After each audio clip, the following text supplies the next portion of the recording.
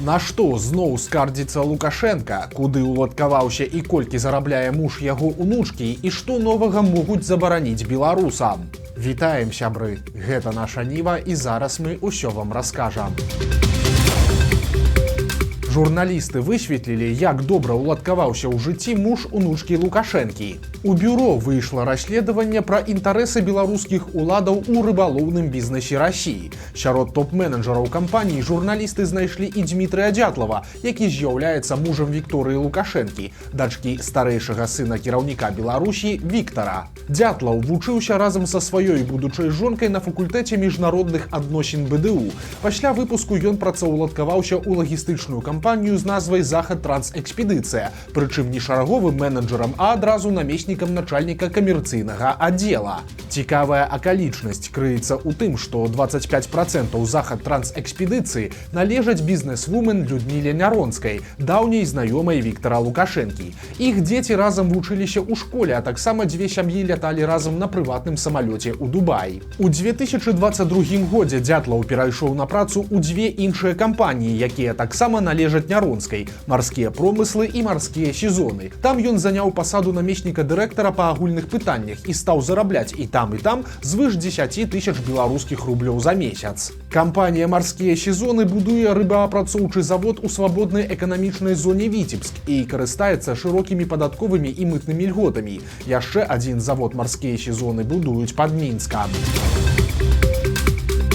Кіраўнікі райвыканкамаў будуць узгадняць дырэктараў прыватных кампаній. Сёння ў Палацы Незалежнасці прайшла нарада, на якой абмяркоўвалі прававы статус старшынь выканкамаў базавага ўзроўня.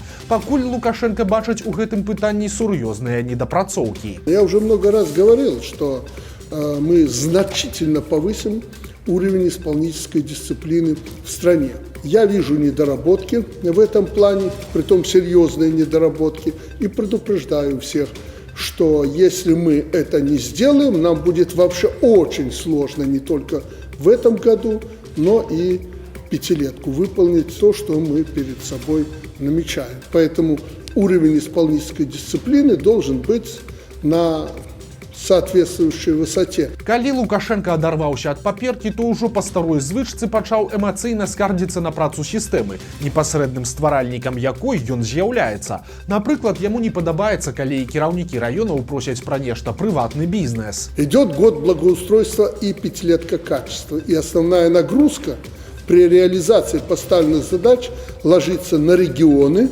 и их руководителей. Ну и что, председатель райисполкома будет кланяться, ходить к руководителям частного сектора, чтобы они, к примеру, эти задачи решали? Решения исполнительного комитета и председателя исполкома должны быть окончательными, обсуждению не подлежать. В плане функционала, которые ложатся на них.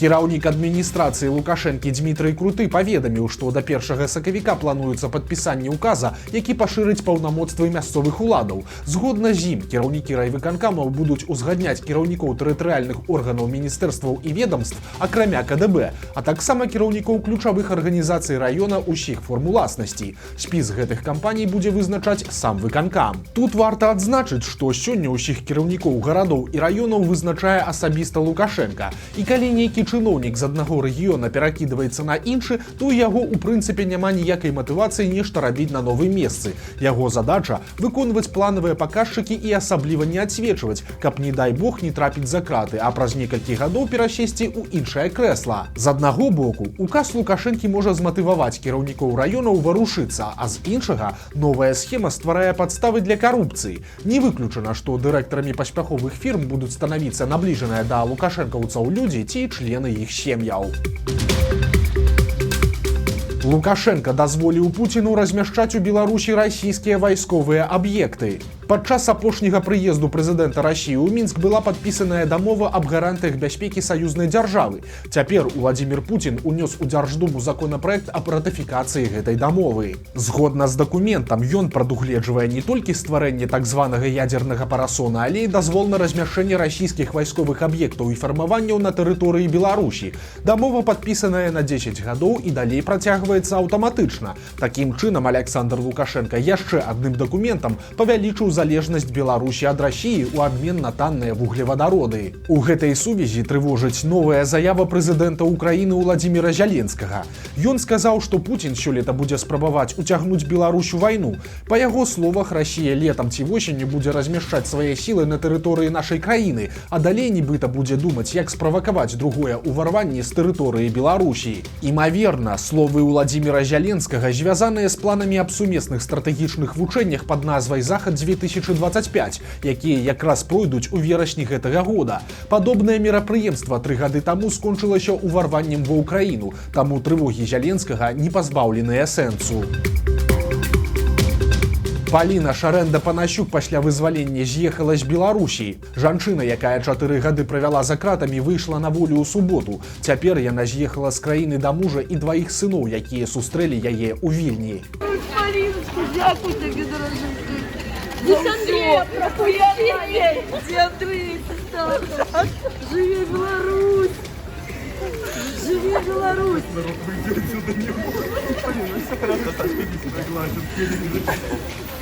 Паліна, жыве Беларусь! Паліна Шарэнда-Панасюк была затрыманая ў студзені 2021 года і пасля атрымала 2 гады калоніі за абразу Лукашэнкі прадстаўніка ўлады, а таксама за гвалт у дачыненні да супрацоўніка міліцыі. Жанчына мусіла выйсці на волю ў 22 годзе, але ёй двойчы дадавалі па 1 годзе калоніі.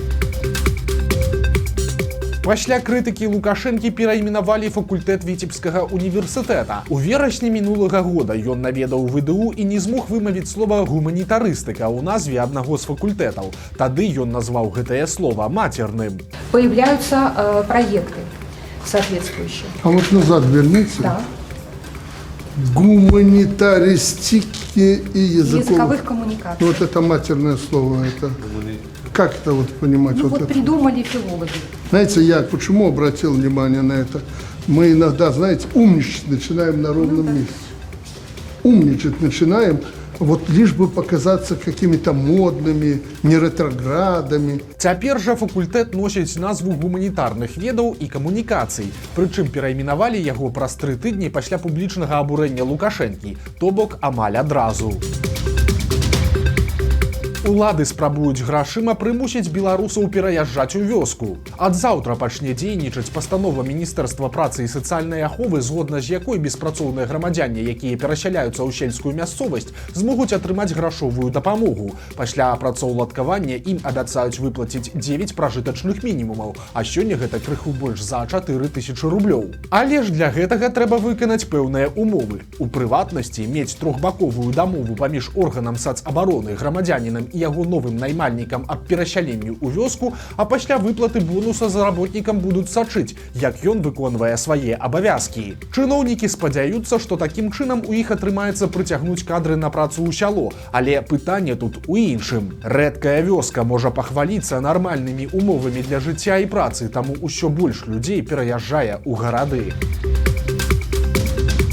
У Жлобіне зладзілі паказальнае палітычнае судзілішча над падлеткам. У металургічным каледжы прайшло выязное пасяджэнне суда Жлобінскага раёна. На ім разглядалі справу непаўналетняга Канстантина Тихомирова. Па версіі следства, хлопец залез на дах гіпермаркета, адкуль зняў чырвона-зялёны сцяг. Пасля яго знайшлі ў сметніцы. У выніку Тихомирову за здзек з дзяржаўных сімвалаў суддзя Святлана Андрэева прызначыла год хатняй хіміі. Адметна, што год таму на той жа сцэне падлетка разам з 3 іншымі навучэнцамі узнагароджвалі лістамі падзякі за выратаванне пенсіянера з вады.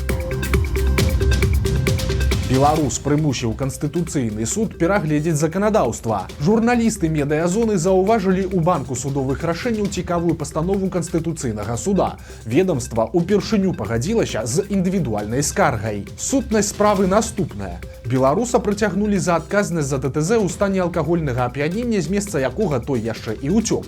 Мужчына атрымаў 245 базавых велічынь штрафу і пазбаўлення правоў на 7 гадоў. Аднак яму не спадабалася, што ў ДАІ не аб'ядналі ўсе яго правапарушэнні ў адзін адміністрацыйны працэс, каб пакаранне было больш мяккім. Спачатку ў судзе яму адмовілі, абгрунтаваўшы гэта тым, што па законе такое аб'яднанне правапарушэнняў гэта не абавязак, а права. Але беларус прайшоў праз усе этапы абскарджвання і дайшоў да канстытуцыйнага суда. Там у выніку пагадзіліся, што працэсуальна-выканаўчы кодэкс аб адміністрацыйных правапарушэннях недасканалы. Цяпер парламент павінен гэтую акалічнасць выправіць. Мінчанку аштрафавалі за тое, што яна пабіла свайго роднага сына. 30гадовая жанчына ударыла свайго 7гадовага сына. Раны і кровападцёкі заўважыла настаўніца хлопчыка і медсястра, да якой прывялі яго на агляд. Малы расказаў, што яго пабіла ўласная маці. Жанчына адмовіла факт фізічнага гвалту і заявіла, што толькі злёгку ударыла сына па ягадзіцах. У выніку суд прызнаў яе вінаватай у наўмысным прычыненні цялеснага пашкоджання і аштрафаваў на 126 рублёў.